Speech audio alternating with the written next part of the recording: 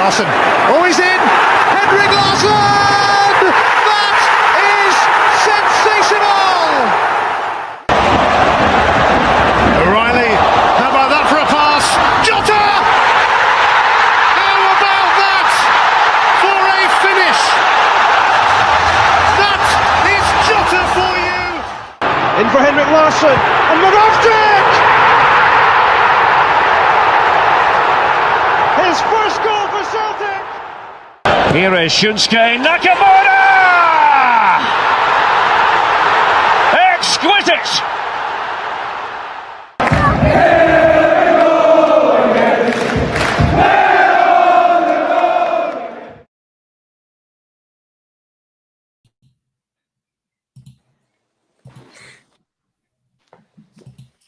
Good evening and welcome back to the Celtic Unrestricted View. I'm JP and joining me tonight, Sean and the Sheffield Wednesday captain, Mr. Barry Bannan. Well, Baz, you were on last week with us, mate. A wee bit's happened since then. Obviously, Celtic played on Saturday over in Saudi. Against Saudi opposition over in Lake Como. They won on penalties 4-3 and Shin Yamada made his debut. Japanese striker were brought in from Kawasaki Frontale, mate. And 45 minutes, but he could have had a goal that was chopped off for offside. And he also steps up and he scores a winning penalty. Can't ask for a better start, mate, but I hope you're well. It's good to see you again and good to get you back on. It's lovely to be on again, and first time on with Sean, obviously, so it's great to meet him. I'm looking forward what he's got to say tonight. I watched a bit of the game, seen the highlights, and obviously there was a video, I think you might have put it in yourself, big man, to the group chat. Had a look at that. It looks lively, looks a good one. For the bits that I've seen in the clips for that game, he looks as if he's a carbon copy of Kyogo or in the same mould, so he looks as if he could be a surprise for the Celtic fans this season, because normally when you pay small fees now, which he probably is in the market nowadays, you don't expect too much, so it looks as if we might be shocked, and that market again could have produced another belter for us. Yeah, mate. Obviously, Sean, as Baz says, he's looking forward to hearing what you've got to say, mate, so there's no pressure for yourself. It's good to get you back on again, mate. Hope you're well. Aye, thank you very much, JP. Looking forward to having a good chat tonight, and obviously, Barry, it's good to meet you, mate, and I'm really looking forward to your input. As you know, you've had a really fantastic career, mate, played at top level, so I'm looking to see what input you've got on the podcast, and JP, who leads it well as always, mate. Aye, looking forward to it, lads. Me man's looking for a bung, isn't he, Baz? He's wanting a wee hang me, he's wanting a wee envelope, isn't he? He's not been falling because there's no contract for me at the minute, so he's not getting any off me. That's a different story. We'll go there some days later on. Obviously, Sean, just to touch on as well, obviously Celtic over in Como, mate, they finished off Saturday there with a wee win, and obviously, as I said, with Yamada stepping up, scoring the winning penalty, but going with a bit of fair, mate, he had a really good 45 minutes. I like the look of him, mate. I have watched, obviously, his reels on YouTube and that, and I know we're told not to read too much into any things, but just looking at his play, I think he's going to offer us something different up front. Maybe something we've been missing since Kyogo left. He looks like he's really, really strong. Holds the ball up well and links the play. I like the look of him, mate, and like you say, they stepped up to take the winning penalty, and he took it comfortably. You know what I mean? He put it right in the bottom left-hand corner, and I like the look of him, mate. So looking forward to seeing Merry, that boy. Yep, definitely want to watch. I think I'm looking forward to seeing a wee bit more of him. Hopefully that can be Sunday, but we'll get there as we go.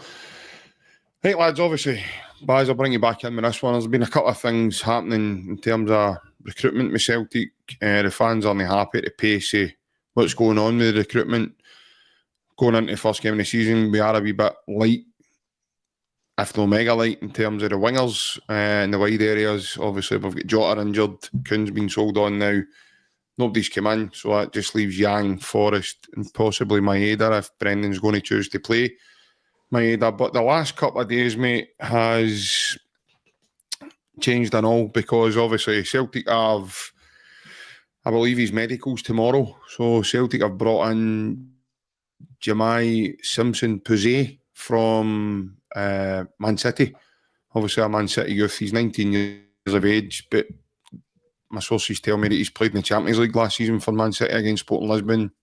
He's played some other high profile games domestically, periodically as he's went as well. So young lad that's obviously Guardiola's saying he's going to be a superstar, Baz. I don't know if your connections down south are telling you anything about the lad, but what do you make of that one?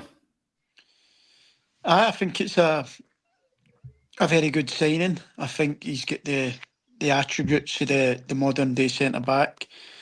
Obviously, coming from a Pep Guardiola team, he's going to be really comfortable on the ball, which suits the style that Celtic play, because we obviously build up for the back, so it won't be too dissimilar in the fact of the way he's been playing for his Man City team. He's got loads of pace. He's obviously a young boy, but like you touched on there, he's played in the Champions League in big games last season. I think he had a run I remember watching, and they had a run of 6 or 7 games in the team when they were light at the back with Diaz and your Stoneses and all that were injured. Yeah. They got a good run of games, and I remember they didn't really win many games. It was the time when they were going through a really, really bad period, but that'd have done him the world of good, them games. And obviously, he's training with these players every day against arguably the best striker in the world at the minute. He's probably facing him day in, day out in training. So I'm excited for it, and I think he's well equipped to come up here and be another like Boyata along the lines. I thought Boyata was brilliant at Celtic when he came up. He strolled it up here. So I think you're going to find this boy will be sitting in similar to that, if not probably better. So I'm confident he'll be a top centre back, and no stroll it. Obviously, it's hard that you don't want to come out and say that and sound as if you're being disrespectful, but I think he'll find it comfortable up here. Yeah. Obviously, Sean, there's a wee comment there for Francis. Said, evening boys, board still need to get the finger out. Don't understand why the Man City players coming and why we're developing other people's players. I think when you look at these kind of signings, I had a laugh with the boys about this the other day, and I said, remember when Neil Lennon explained the Van Dijk situation, and he turned around and says he told Van Dijk just to enjoy himself while he was here because he wouldn't be here too long. I get the feeling of this lad the same way, and I get that kind of feeling that we were never ever going to get this boy permanently. But the way I see it, Sean, I don't know how you do in terms of, obviously you can give your view first and foremost on the signing, but in terms of if a boy comes here and it could be the difference of Celtic getting into the Champions League and getting through the tie and helping us that way.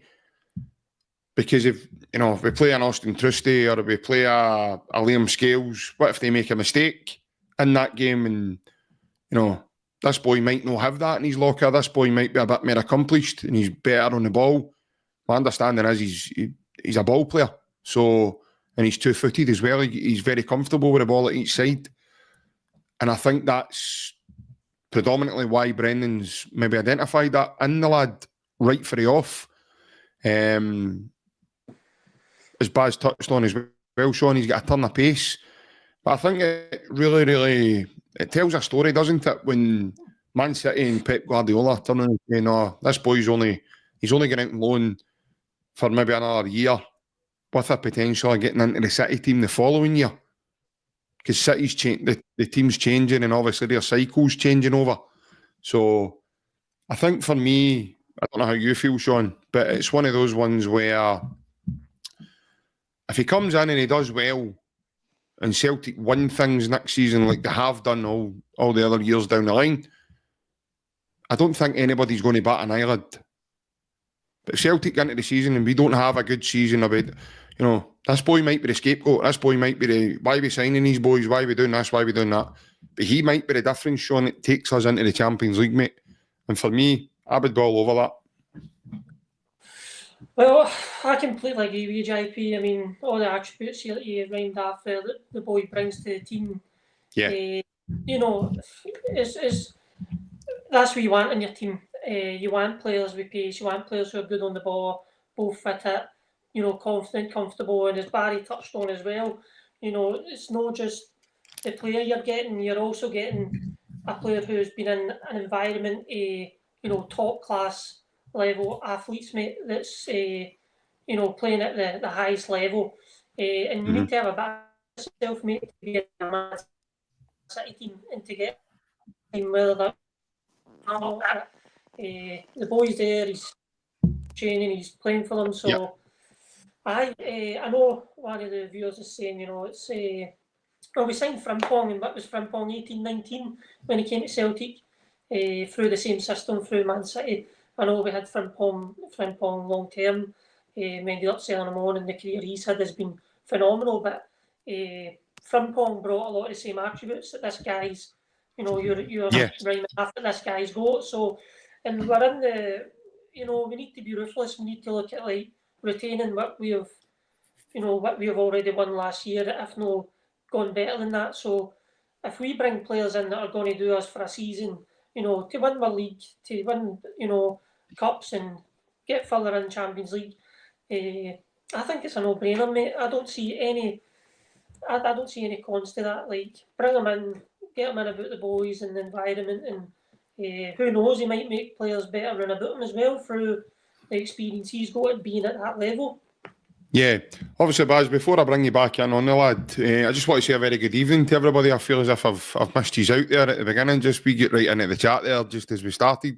Hope you're all well. I hope you're looking forward to the game if you're going on Sunday. And I hope your week's going well for you as well, everybody that's tuning in across the platforms. But Barry, obviously, Sean touches on there about doing well for the team and bringing other people on. Do you think lads like this, mate, coming into the team could maybe help lads like Dane Murray? Definitely.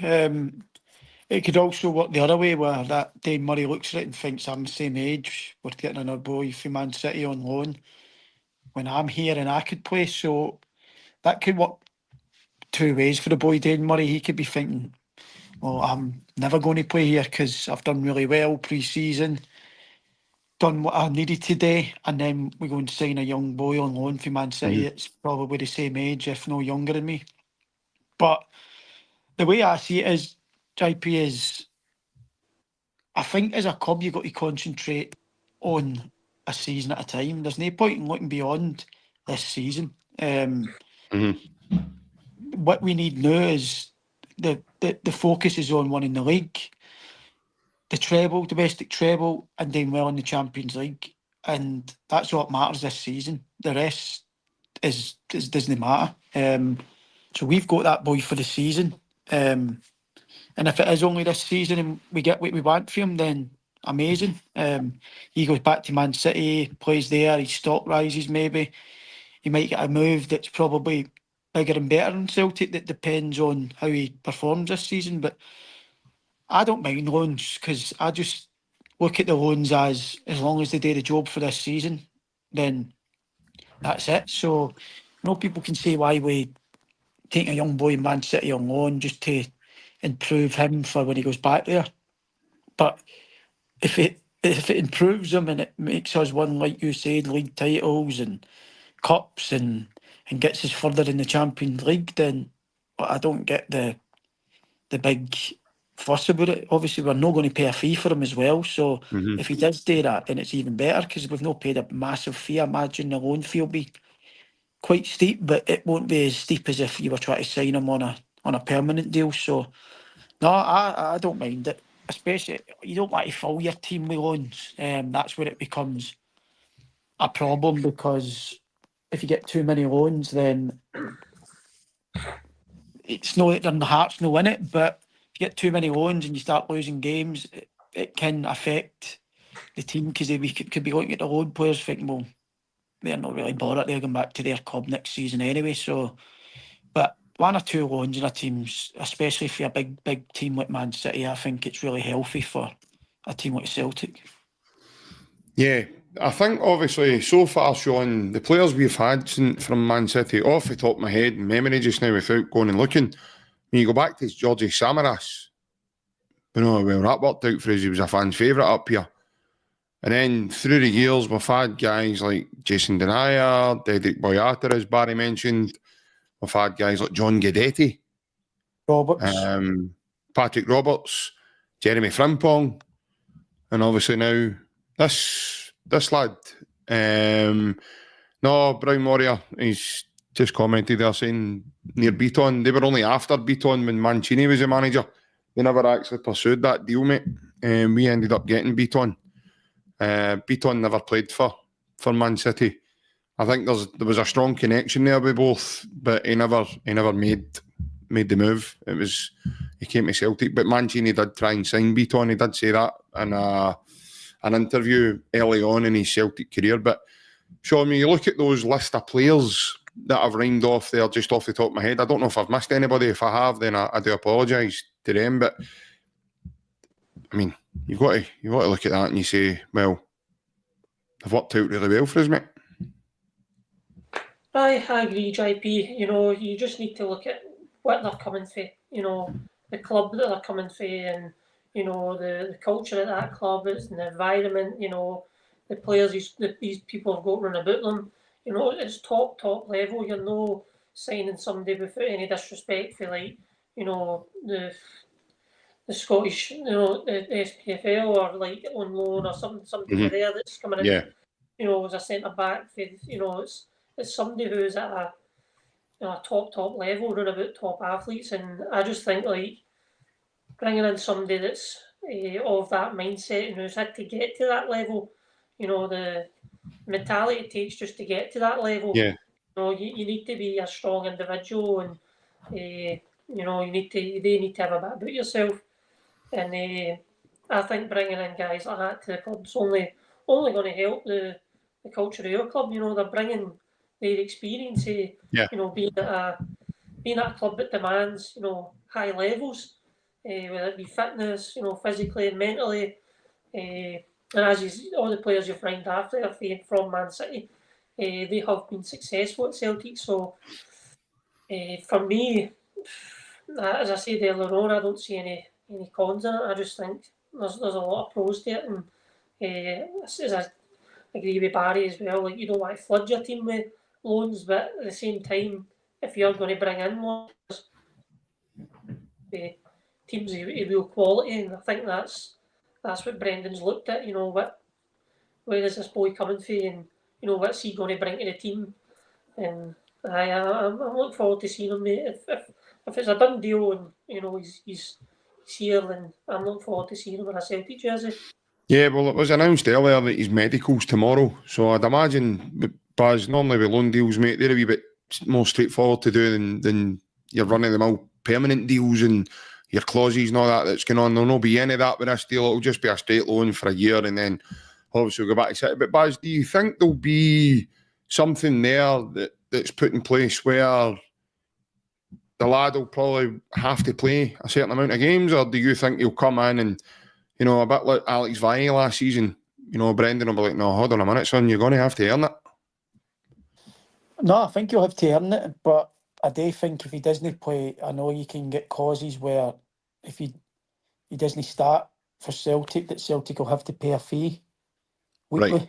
Right. I think we had it last season with a few year loans where if they weren't in the starting team, then you would pay a fee for no starting them. Right, okay. But it won't be a case. I think that could have been the case with Valle as well last season. I think a lot of teams do it now because they want to see their loans going out and actually playing and getting better. So we put that in there, most of them nowadays anyway. So I think he'll have to earn it and it won't just be given. But like I said, I think he'll be more than good enough to start in a Celtic jersey week in, week out, through performances and know the clause in his contract.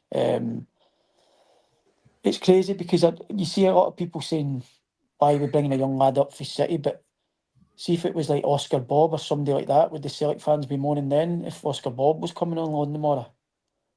Probably not. I think it's just because the way the transfer window's gone at the minute, I think a lot of Celtic fans are quick to moan because it's not gone the way they want it. But I think it's an unbelievable signing, whether it's a loan or a permanent. Listen, I could be wrong. He could come up and fail. But I think I think he'll be very good. I think his attributes will make it quite easy for him up here in Scotland. The attributes he's got and the way the team plays suits him down to a T. So I think he'll fit in really well, and I think at the end of the season we'll be dying for him to sign in a permanent, which probably will be really hard to get him. I would imagine that normally happens up here, doesn't it, Barry? It normally happens that you know, the Celtic fans will, by the end of the season, they'll have a song for him, and then all of a sudden he's going to be going back to Man City, and you never know what's around the corner. But just going me, obviously, what Guardiola saying, Sean, I think this boy's destined to eventually get himself into that. If not getting into that Man City team, still going and doing stuff at a really, really top level. That's it, JP. I mean, I don't know how much higher regard you can get than somebody like Pep Guardiola, talking very highly of you. I mean, where else? You're not going to get many managers in the world that's achieved what Pep's achieved and continues to do so. And if he's talking to us about this boy, then I mean, you've got to be excited about that. I certainly am. And he looks big. He looks a big boy as well. I take it he's an English under 18 international, or so he'll have played with the national team and all for the the English unders. So yeah, he brings that experience as well. So I think it's a good move, and we need to get players in at the back, mate. We do need to strengthen there. We've sent 2 centre backs out. We need to get somebody in, and loan moves. It's a good option. You're not paying crazy money for somebody that might not work. We had Lagerbielke and the Rocky, and it didn't work. So if this boy comes in and it doesn't work, then he's gone back to his parent club. So, but if he does, we're getting a top quality player. That's only going to add to our team. Plus, we've got Kieran Tierney and all, and he's bringing his wealth of knowledge for the, when he's been doing it EPL. So the back line's going to be looking good for us, mate. I think it's been a topic of conversation on your podcast and amongst most Celtic fans about us at the back, and how it's going to look for the season. Yeah. There's a lot of debate around Liam Scales and Trusty, and how Trusty's performed, and how Scales performed. So there definitely is there is room there for somebody to come in and lay claim to that left-sided centre back. And if this boy is as good as what he's been marketed as, then who's to say he doesn't just come straight in and get straight into that first team? Because there is the potential there to do that, mate. Yeah, there is, and I'm all for adding quality, as you know, Barry, wherever we can, because unfortunately, and I keep saying this isn't a disrespect to the other clubs. I mean, there's Dundee United done very well tonight, and in the European time managed to negotiate that into the next round of the Europa Conference. However, unfortunately, our domestic league as a whole, not just 1 or 2 teams in it, it just isn't that inviting for the top end quality in terms of level of player to come here, which is why obviously Celtic do have the transfer model they do have in terms of bringing in younger guys who realistically, I mean, the way we would put it is using it as a stepping stone to go maybe somewhere else, to one of the top 5 leagues or elsewhere. So, but one thing I do want to touch on tonight with you lads, and Baz, I'll start with you. There's been news broke tonight, obviously, that Celtic and Paul Tillsdale obviously Celtic's head of scouting, has went out and watched another centre-back, believe it or not. And this is a lad here. So for any Celtic fan that's maybe tuning into this channel tonight, this lad's name is Victor Eriksson. He's a Swedish centre-back, and his nickname is the Viking. Now, just looking at his photo there, Baz, I can understand why they call him the Viking, because he has built like a brick shithouse, and he just looks like an absolute monster. A bit similar to your Johan Mialbi days and your Josh Fulharen days, two really colossal big guys. But not only is this guy big and bulky, he's also, from what I'm reading tonight, rapid fast. Now, one of his ex-teammates was in an article talking about how quick he is. And he said he would fancy him going up against any one of the kind of forwards that are in world football. Now, I know that's a bit okay saying that, one of your teammates saying that, but if he's got a ton of speed, this fella, then I can understand again why Brendan and Celtic have even went to the bother of looking at him. Now, they went, obviously, Paul Tilsdale was in attendance last night at the match between Hammarby and FC Charleroi from Belgium. Now, I'm assuming that must have been a European tie. I've not looked. It could have been a friendly, so I do apologise if I did get it wrong for you off. However, guys, so the Celtic fans automatically, I've seen it on social media before we've come on tonight, and we have seen fans commenting, Baz, regarding, is this player in trouble? Is somebody else going out? Is somebody there maybe moving on? Is somebody doing this? Is somebody doing that? What I'm more intrigued to talk about here is, do you think, Baz, that Celtic are doing this to cover their backsides due to Cameron Carter-Vickers breaking down all the time?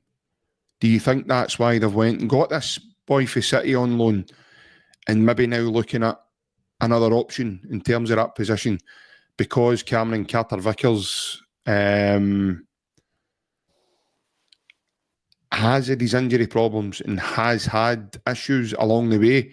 Because, as we know, Barry, the big fella, as much as he's been absolutely brilliant, probably one of the best defenders we've had since Big Virgil at the club, he's missed a lot of the European nights for us, and it's been harder for him to sustain his fitness throughout the European campaigns, especially over the last couple of years. So I just wanted to bring that up tonight, because that initially was in my head, thinking about football, not thinking about who's getting binned or who's maybe going out, or, who's automatically, when things like that happen, fans start to think somebody's getting a chop here, somebody's not going to be playing, and somebody's going to be going out loan, and somebody's going to be, suffering through this. But my thoughts are, mate, do you think it's maybe Celtic looking at options to cover an injury crisis that Cameron Carter-Vickers seems to keep having? Probably. It could be. Obviously, when we missed Carter-Vickers last season, at times we couldn't replace him, and that was there for everybody to see.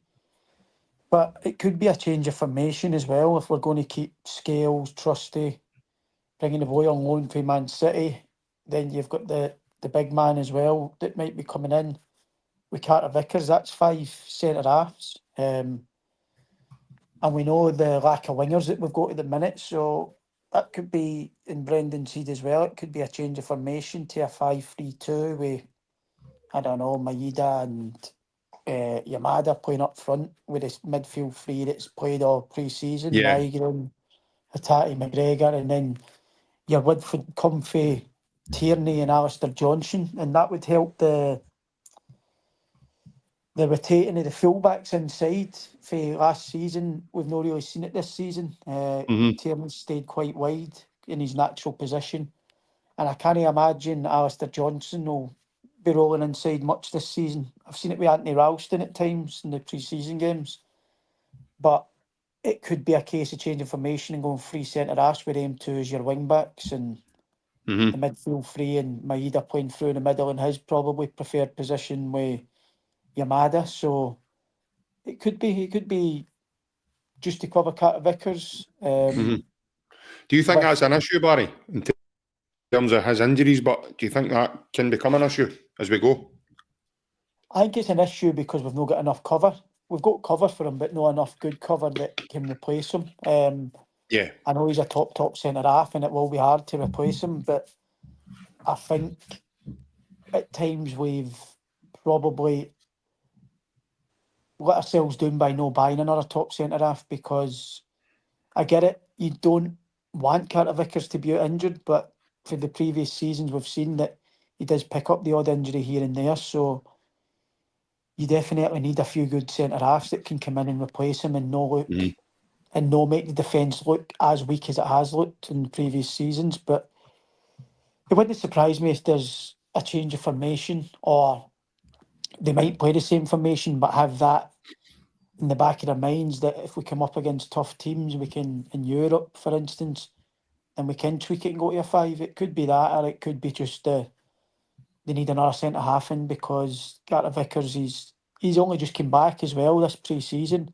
He's not really had a pre-season, which could, hopefully it doesn't, but it could play a part in the season, and I'm picking up niggles here and there.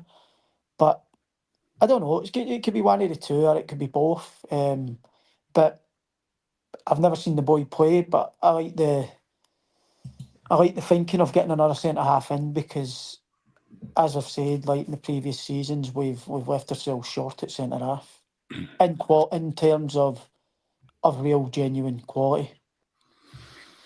Yeah, it seems to be an issue, Sean, doesn't it, in terms of the centre-back position, mate, because as Barry touched on, and I think you touched on earlier about letting the 2 boys go, but we did sink a few quid. I think it was just over 8 million quid for the both lads.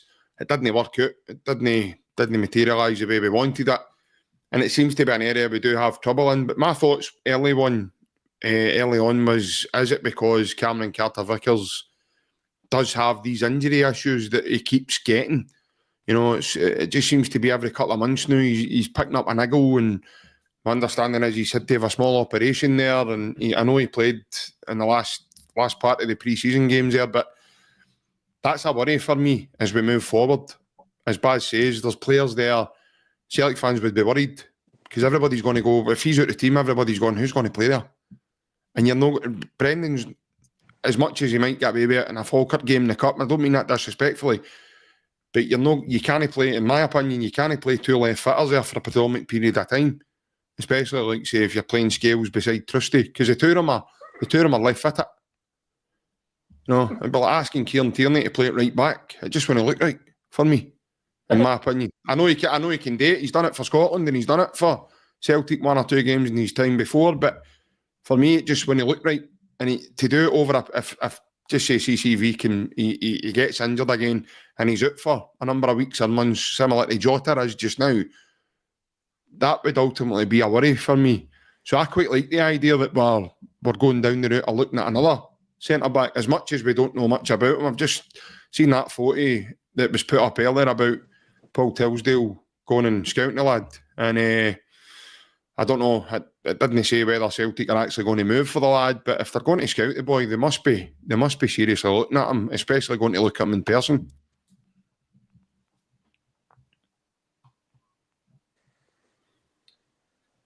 I know. Listen, he fits them all the way. What we are looking for, somebody big, somebody strong, physical. I've had seen people on the podcast coming in talking about how we need more physicality in the team, which whether you agree or disagree, but I think with Carter Vickers, the problem lies in he's a victim of his own success. He's been so successful at Celtic and how he plays the game, he just makes it look so easy that anybody that goes in beside him is just going to look second fiddle. But like you said, he is prone to injury, and it would be nice if we had the luxury of having a player that could come in of the same bill as Carter Vickers, do the same job, and we can give Carter Vickers, protect him a wee bit more, wrap him in cotton wool in games that he doesn't need to, play in. And that, you don't want to say that Celtic are comfortably going to win, but games that you're going to go into it feeling really, really strong, and that you're going to come away with a result, a home game, and it would be good to have somebody there to mix it up and give Carter Vickers a bit of rest, because, I mean, let's be honest, Carter Vickers and Callum McGregor are Celtic's two most important players. You could add Maeda into that as well, but these are the two guys that, as soon as they root the team, you see the deficiencies, certainly at the back and certainly in the centre of midfield. It's gaping. So I would like to get somebody else in that's going to free up Carter Vickers to protect him a wee bit more, mate, because he is so valuable to Celtic. And I know one of the guys who wrote in there saying that, as Carter Vickers at the door, maybe gone out the door. I've not had any inclination of that. There's been nothing like whispered or said, and I think Carter Vickers is here as long as he's contracted. He's here, and if he does go, we're going to get a decent amount of money back from him. And like you said, the two boys that went out, that's a good return. The money we got for the two, considering they didn't play a lot of football for Celtic. Especially Lagerbielke. I mean, Brendan, really early on made his mind up that he wasn't going to be somebody that was going to feature in the Celtic. So we'll see that again with the boys that Brendan brings in. He's quick to make his feelings be known without actually coming out and saying it. So we'll know pretty early on, mate, if any of these guys that come in are going to be in the squad. It certainly looks like Nygren's going to be right up there as one of these players that's going to be first name on the team sheet and all. I'm really looking forward to seeing him. But in terms of the centre-back position, like I said, mate, anybody that's coming in to try and fill Carter Vickers' boots is big boots to fill. So if this guy can come in and do it, then good luck to him. But he certainly does look like somebody that would be very appealing to me at the back. He's big and strong. Yeah, I've got to say I apologise, and it's probably the first time this has happened to me. So I read an article before we came on saying that Paul Tilsdale watched this fella last night. I don't know why the article said that. That game is actually live just now. It's currently 1-1, and this fella's actually playing in the game for Hammarby. So we're now into the 88th, going into the 89th minute in the game. It's 1-1 just now. Charlie are at home in Belgium. So... and this fella is actually playing. The boy Eriksson's playing at the back for Hammarby just now. So it wasn't last night he's away watching him. It's tonight. So maybe a bit premature from the article. However, he's active in the game tonight. So my apologies for earlier telling you it was last night. No, it's just now. So we'll await to find out the scouting report and to see if Celtic go for the fella or not. Right, obviously, as you know, lads, we are heading into a new season that does start for us on Sunday. It's a 4:30 kick-off. We do play St Mirren at Celtic Park, and as we all know, it is Flag Day. Barry, obviously, last season, mate, we ended the season playing St Mirren at Celtic Park. That ended in a 1-1 draw with Jamesy Forrest getting his only goal of the season, but it keeps his records for scoring for Celtic every season he's been there. In terms of the game at the weekend, mate, what kind of game are you expecting and thinking that Celtic will get? Because for me, St Mirren are one of those teams, they always try and make things stuffy for us. Now, I know they've made an array of changes to their squad. Who they've signed, they've not really kept in tabs with. But they have signed some new blood. But yeah, in terms of your own expectations, mate, where do you see that game going and how, basically, on Sunday? No, he's done a really good job. I'm surprised he never moved on, to be honest. I thought he might have been a shoe-in for the Hearts job when that came up. He's done a great job there, Steve Robinson, so he always makes it tough, like you said. And this weekend be no different. I think they'll come and try and frustrate Celtic, try and quieten the crowd. It'll be, you've seen the last game of the season, you can't look too much into that because our boys were on party mode. But no, it's going to be another tough game. The start of the season looks tough on paper, to be honest, for Celtic, so they'll need to hit the ground running and perform for the off, because it's a tough start on paper. But like we've always said in this podcast, if that Celtic team turns up to anywhere near their best, then especially at home, it's a hard day for the other teams. So if you're watching the pre-season games, I've enjoyed what I've seen going forward. I think we've been a real threat at times, and probably should have had a lot more goals for some of the games as well. So I think this weekend, I think Celtic will win the game comfortably if they get an early goal. I think it could be 3 or 4 if they score early. If not, I think they still win. But no, I think it'll be tough.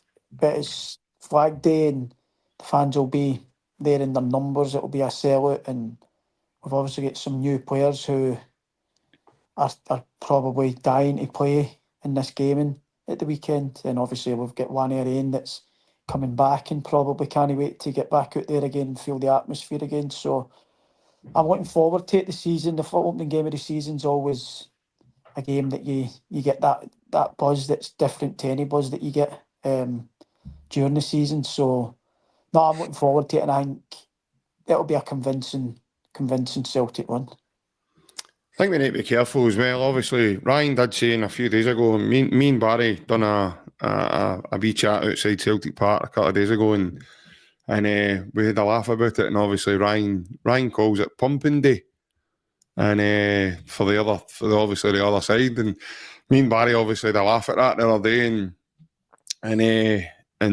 and I says, I think we need to be careful. I said, what do you mean? I said, well, obviously we're going to have Pumping Day on Sunday, and in between all that, Celtic are signing somebody called Pussy. So it's going to be, it could make for interesting reading, depending on it's just depending on if Luke Shanley's doing the interviews or no. It'd be interesting to see his face, Barry, if just say for talking to this lad was in early enough and he made his debut, whether it be off the bench or even starting, and he managed to score like the way Denier did, remember, against Dundee United. So it's going to be interesting to see what the media say about this fella and what they actually call him.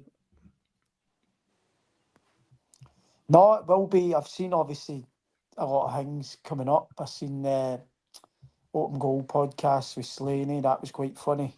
The way he spoke about Brendan and the young boy that's coming up for City.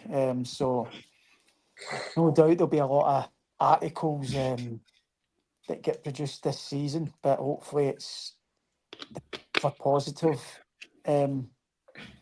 articles that come out in them and no negative, because it could really get interesting if he doesn't get after a fire in some of the articles that come out. But nah, it's it'll be all fun and games, but there will be a few belters through the season that I think we'll have a right good laugh at on this podcast.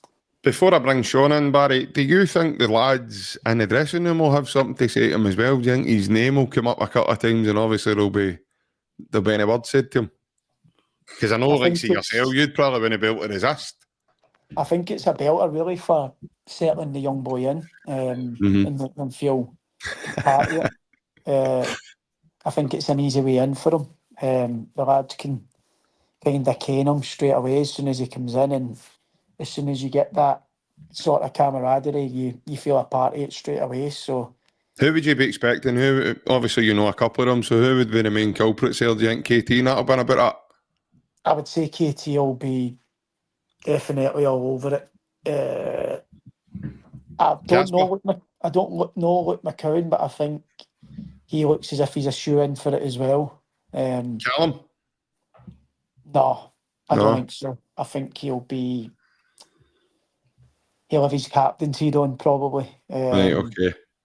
And try to introduce him and be the professional that he is. I don't think he'll get involved. I'd say the Irish boys, Ida, Scales, they'll probably be all over it as well. Anthony Ralston, people like that. And you don't know. Like, I think I've got a perception of Hattati that I think he could be a messer about in training. I think he could be.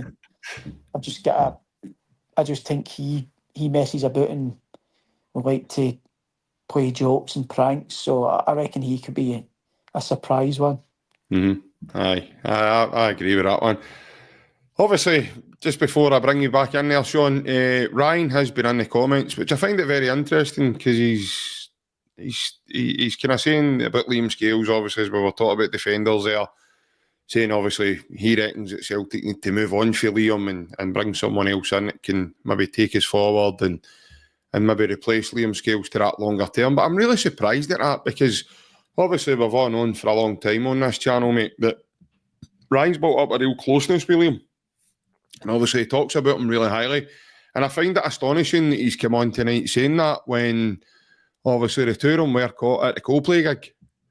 And, you know, they seem really, I don't know about you lads, but they seem really intimate there. And I find it quite astonishing that, you know, that Ryan's kind of come, especially tonight after their wee night out a few nights ago. So aye, it's going to be interesting to see what Liam's got to say to Ryan there, Sean. Well, Ryan certainly kept that one quiet. I didn't know he was doing that in his spare time, but you know, you just never quite know somebody, JP. I know, mate, 100%. That's, you think you know a man, you know. But do you know what? If it keeps him happy, mate, you crack on, Ryan. Well, I heard he's no here tonight because that's what he's doing now. He's getting Liam a rub-down buzz. You know what I mean? So he's because he knows he's the hard pre-season.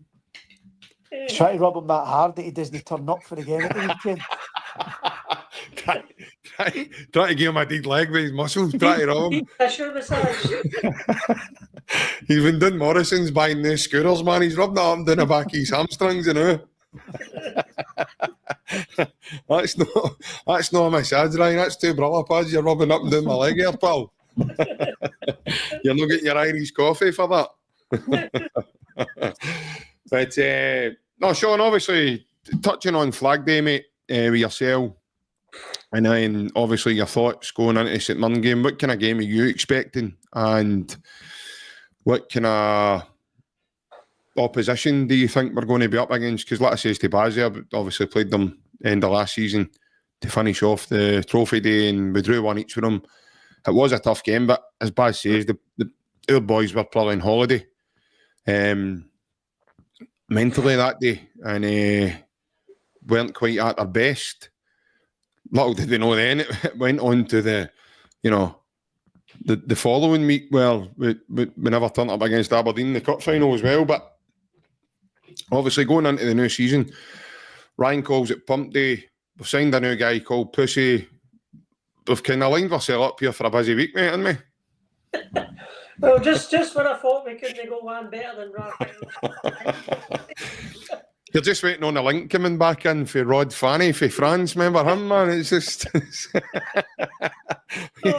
Let's get a band back together again. Come on. You don't get them often, mate, but when the day come around, it is good crack. And like Barry says, it's a good way in for the boys, to get accustomed into the team. I think even Jamesy Forrest might be a wee dark horse for roasting a few of the boys. I forgot about Jamesy, actually.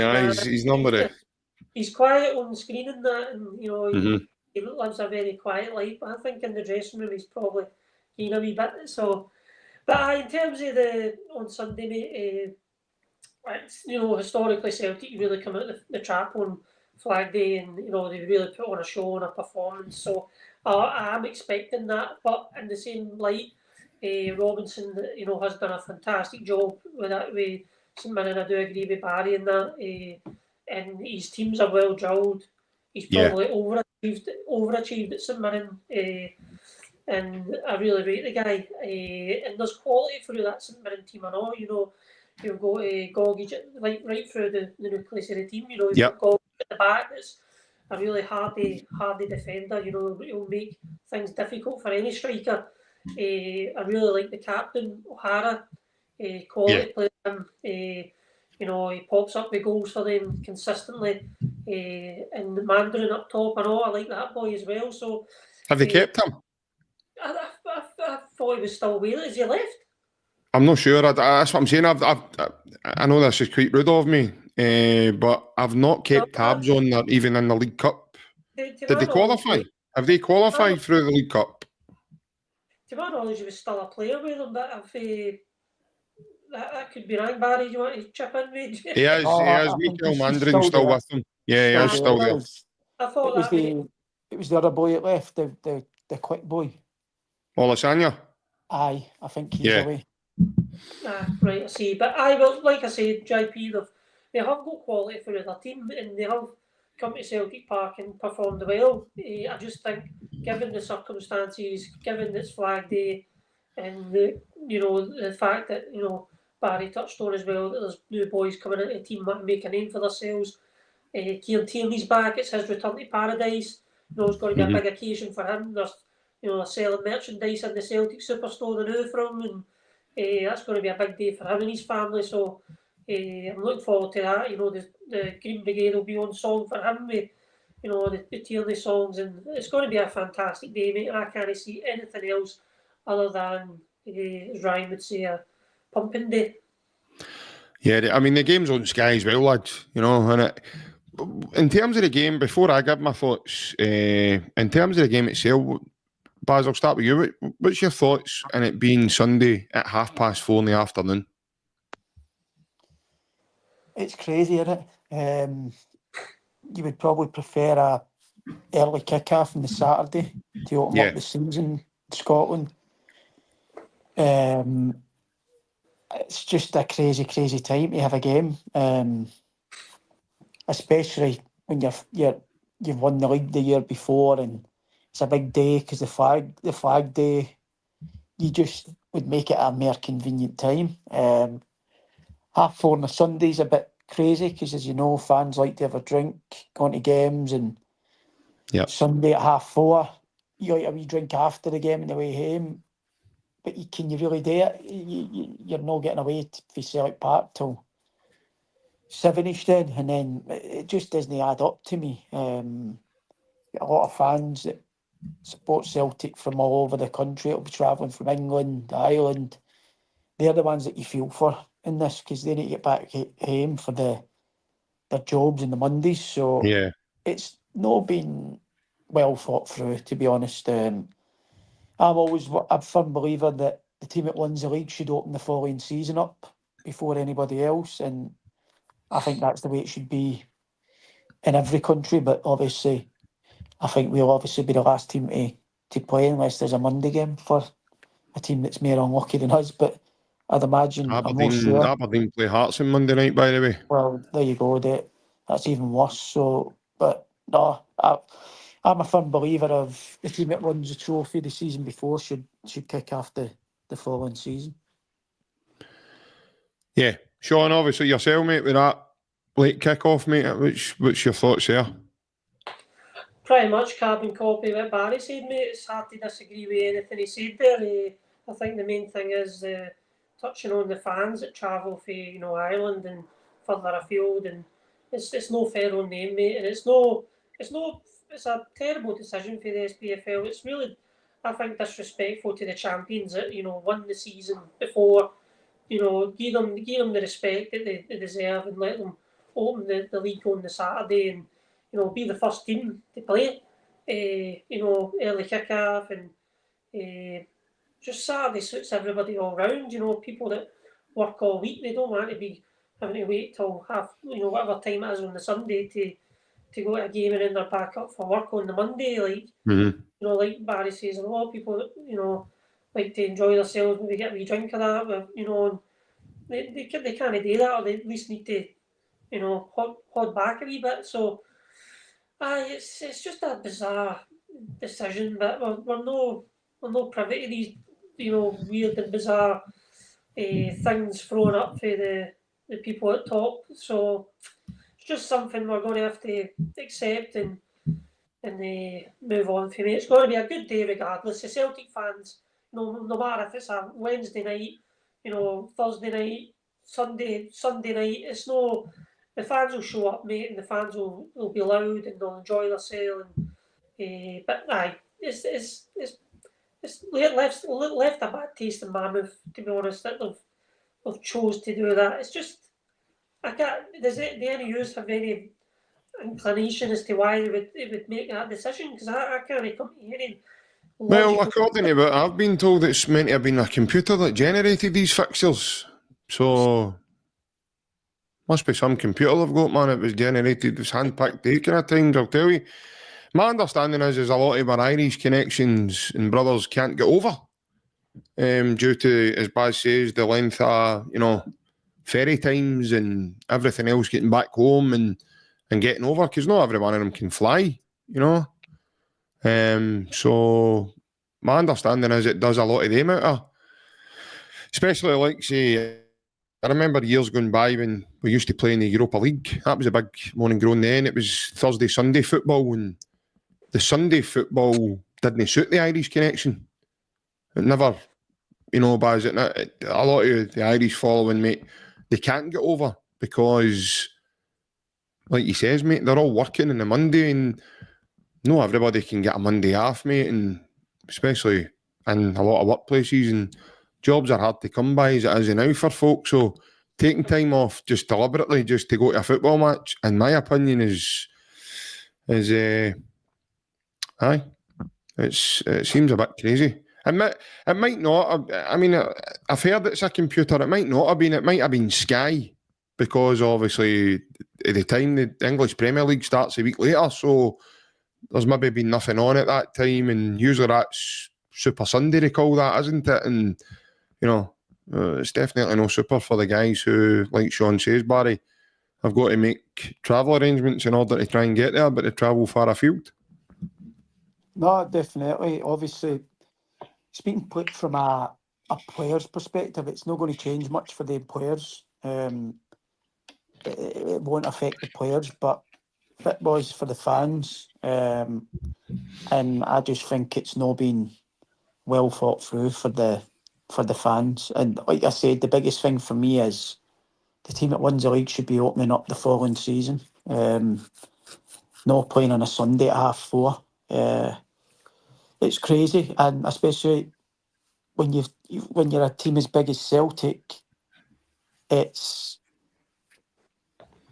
supported by people everywhere, and these people pay hard-earned money to buy season tickets, and a lot of them will have to miss the first game of the season because they can't get back home for work in the Monday. So it's crazy, but like I said, coming from a player's perspective, it doesn't affect anything for the boys. They can play whenever. But as I said, the fans should be thought about in these circumstances, because they pay a lot of money through the season to have these season tickets, and to miss games is no nice for anything.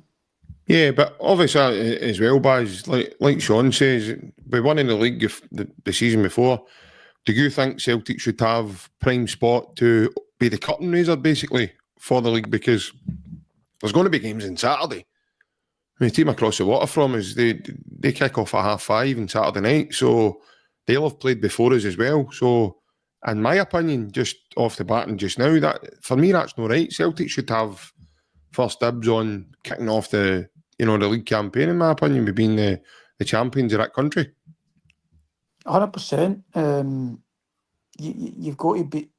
You should be able to open the season up. That should be a given for me. I don't even know if it's like that down here. I don't know if it's Liverpool open the season up down here. When it starts, I'll need to double check that. But I just think it's it should be a given, really, that the team who won the league open it up.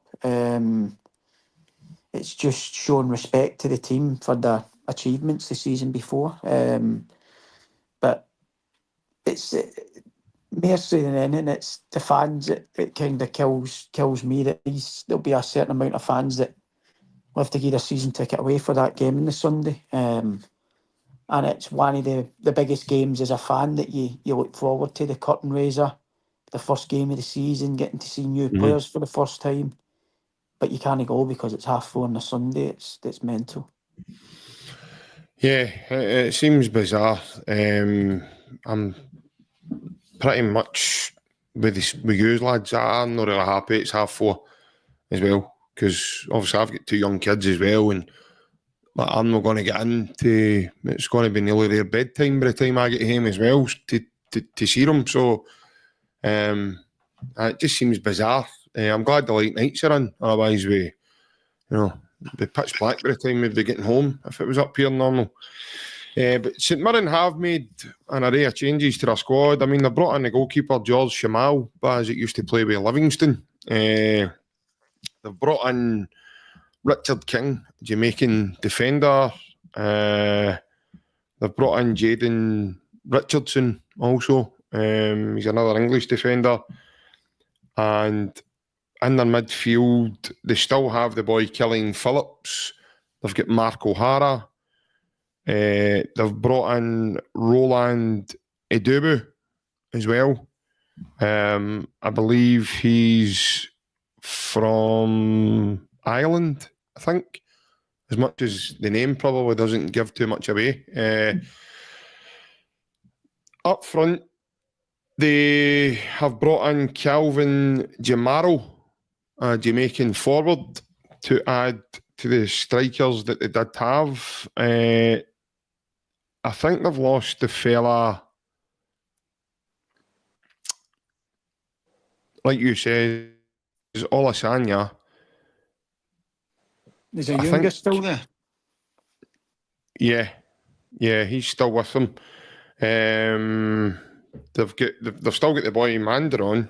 They've got Connor McMenamin. He's still with them. Right. But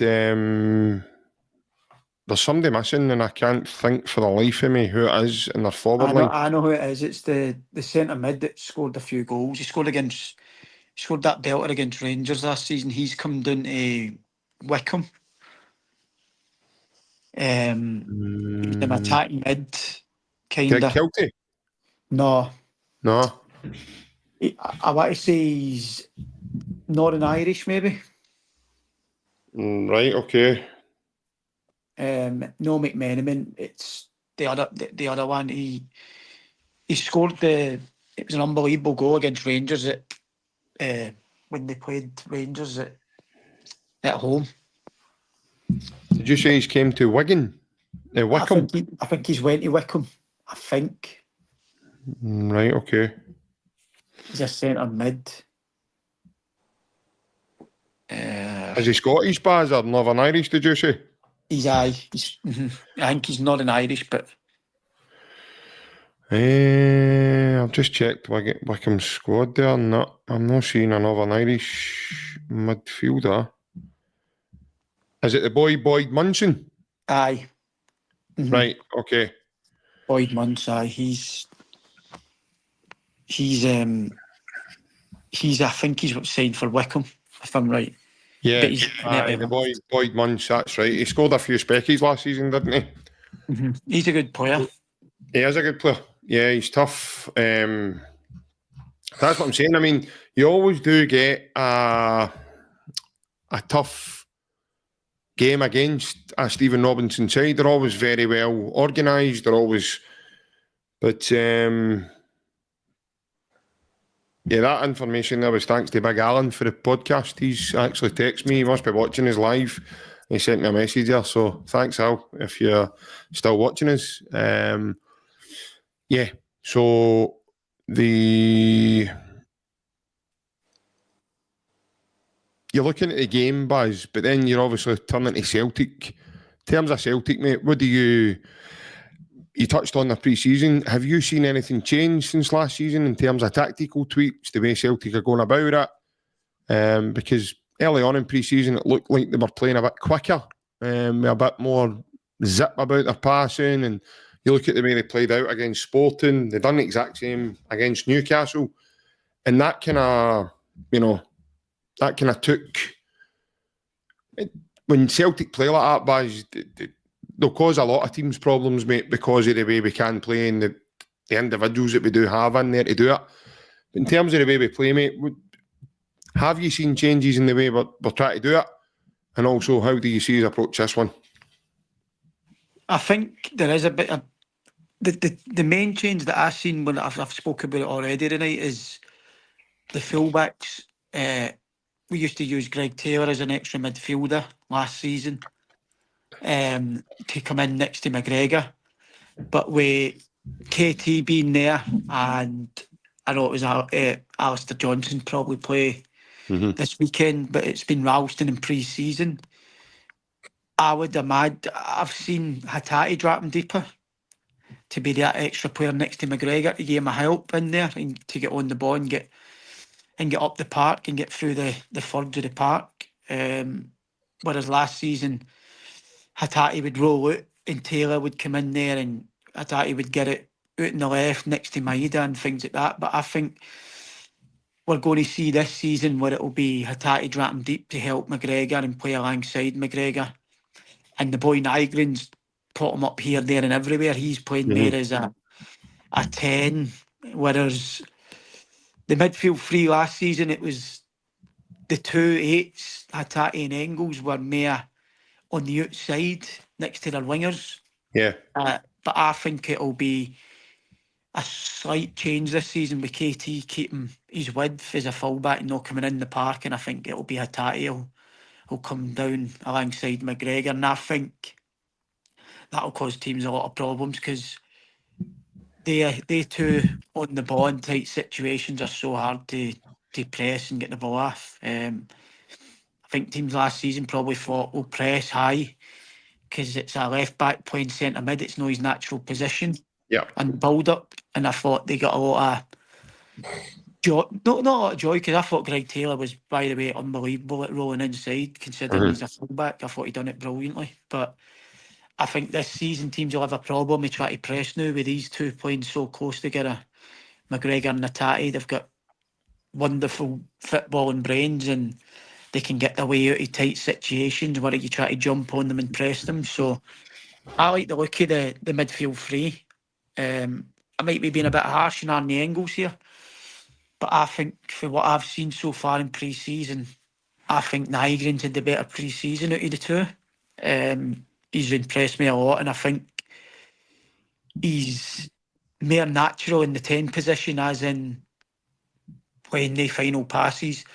They're pretty similar in types of...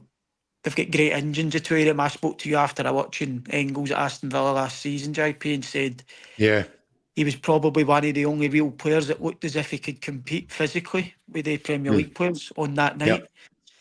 I think Nygren's the exact same. I think he looks an animal. I think he looks as if he's physically already at the top of the game physically, and I've been really impressed with him. So I think he might pip Arnie Engels at the minute, but that's not me writing off Arnie Engels at all. He's a young boy who's got a lot of attributes, and who knows, it keeps people at Hatate on the game, because I think Arnie Engels could be the one that could drop down and play next to McGregor as well if needed.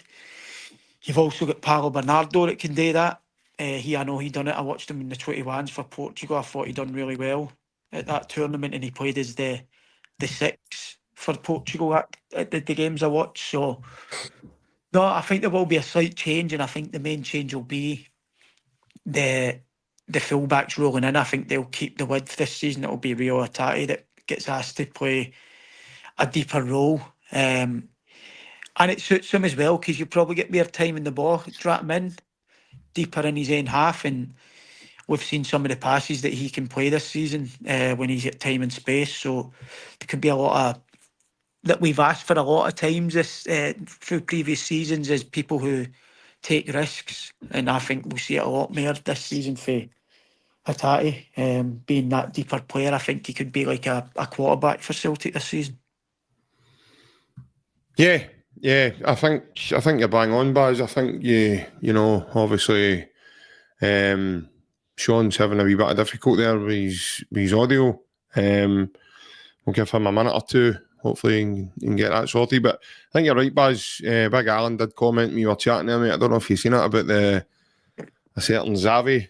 He's got photos of Atati on his wall, apparently, because the wee man's that good. We all know Big Alan's a fanboy of Rio Atati, and I think all the Celtic fans are as well. And whenever he's, you know, when he's bang on it and he's there and everything else, and when Rio Atati plays and he's on his pump, for me, I agree with Alan. I think he's top level and he's very good. I just hope he can do it more regularly now and add that to his game as he's getting a wee bit older as well in terms of his experience. And he's one of those players, Baz, I would say now he's becoming a senior member of the Celtic squad now. You know, he's been with us a number of years now and he knows what's required, especially under this manager now. So he's third season with Brendan now as well as manager. So Sean, obviously, as Baz touches on there in terms of the changes that, you know,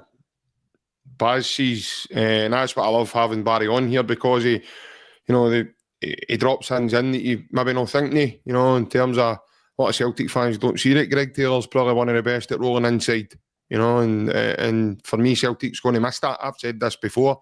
Greg Taylor's one of those players I think you're not going to actually miss. You're not going to realise what you had. He's no longer here.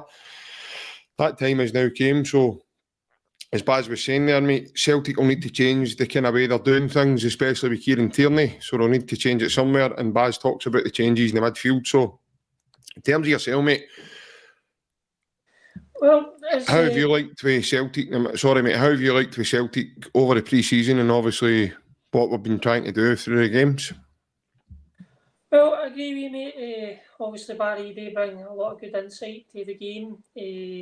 I think it was a good point you made with Arnie Engels potentially dropping back down, you know, and filling that role alongside McGregor in a deeper position. I think, you know, that's where we could see Arnie Engels this season.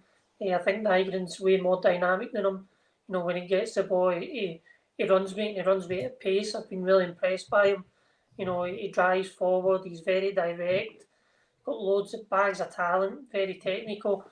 I think Nygren's definitely one for watching, and considering the money we got him for, you know, that could be one that we could, you know, potentially get a lot of profit on. I do agree. I think we're going to set up a lot wider. We just naturally with Tierney coming in, I think, you know, that left hand side is going to be flying. If Maeda's going to be playing down there, you know, that's just so there's going to be so much energy down that side because Kieran Tierney likes to go forward. And he's powerful when he runs.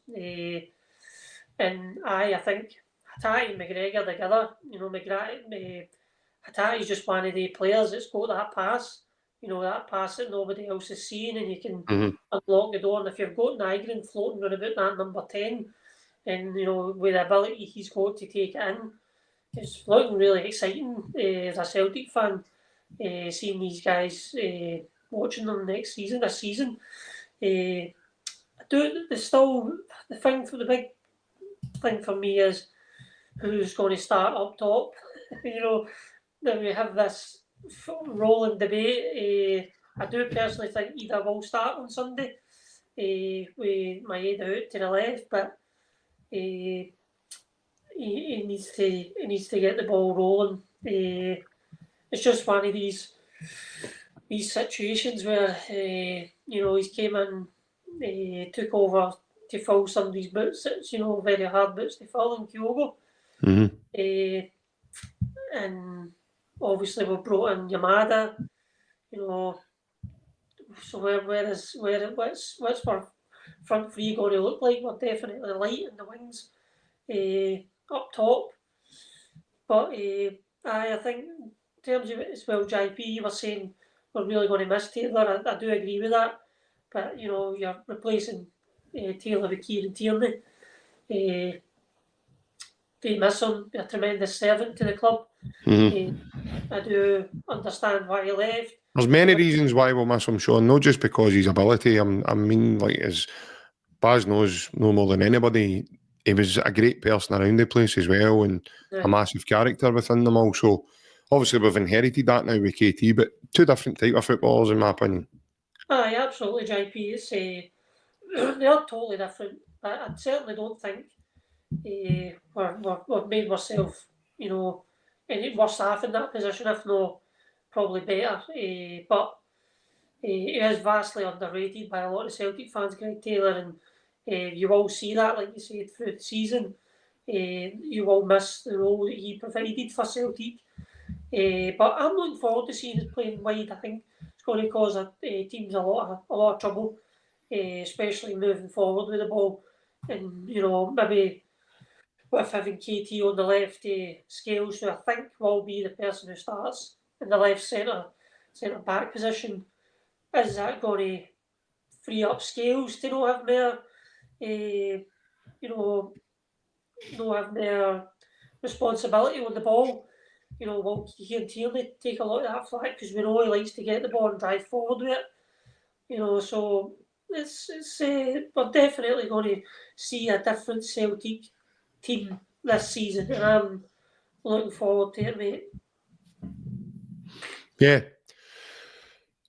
As we all are, mate. As I say, the season's ready to kick off. I do agree with you. I think Baz, Sean touches on something really well there in terms of Liam Scales. Obviously, there's a lot of Celtic fans think Liam Scales now, with this new boy coming up for City, he's just going to drop out of the team. And but Brendan talks about Liam Scales, and he knows that he's. I mean, whether we want to agree with us or no, or Brendan sees it every day.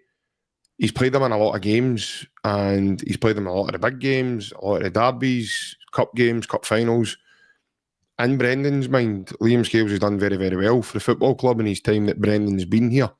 Because I think Liam Scales was one of those ones, Baz, that if he was going to find himself out in the wilderness, if it wasn't for a few injuries at the time when he was given an opportunity, he then took that opportunity and got himself into the team. Now, whether people think that Celtic need better, or that's neither here nor there in this point. This point is that he became a mainstay in the Celtic team.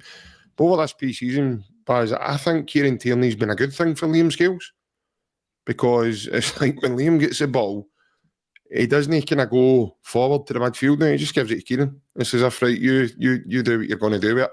And I don't know if that's been a good thing for Liam in that he's not been required to then step forward with the ball. But he also has someone now who's more, I think a comment came in there about athleticism in terms of Greg Taylor pushing higher.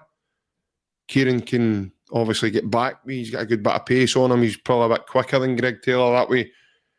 You think that will help Liam Scales if Liam Scales is the man to play on the left-hand side on Sunday? I think Kieran Tierney being to the side of you would help any centre-back that plays at Celtic. As I've said on here before, Kieran Tierney's a different level to Greg Taylor. I think Greg Taylor was brilliant for Celtic, but he's a level above KT, and we've seen with Scotland that he's the man that keeps Greg Taylor out of Scotland squads and Scotland team. I know Robbo plays there, and KT's played as a third centre-half at times. But that just goes to show you how good Kieran Tierney is. He's played centre-back for Scotland. And by the way, probably Scotland's best centre-back when he's played in the games. He's been brilliant for them there as well. Yeah. So I think KT coming in next to anybody's going to make them feel better. The same way you look at centre-backs that play next to Carter Vickers and you say automatically he makes them better. Well, KT will make his left-sided centre-half a lot better as well. We talked about Scales coming out with the ball. He had to a lot of the times last season because, like we've spoken about, Greg Taylor rolled inside.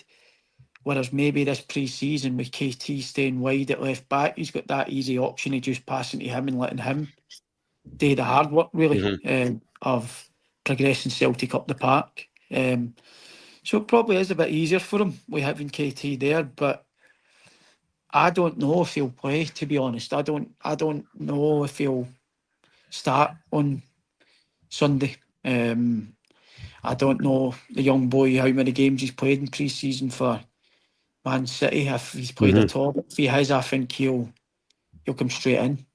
But we'll get to that. Obviously, I think we'll end up having our selections at the end of the night. But yeah, I don't really know if Scales will play. But listen, Liam Scales has been one of the ones for Celtic fans where you want to hate him because he's not been that big marquee signing, but I would say if you asked every Celtic fan, has he exceeded their expectations from when he first came in the team, there's not many that can say he hasn't, because he's had a lot of very, very good games for Celtic, Champions League included.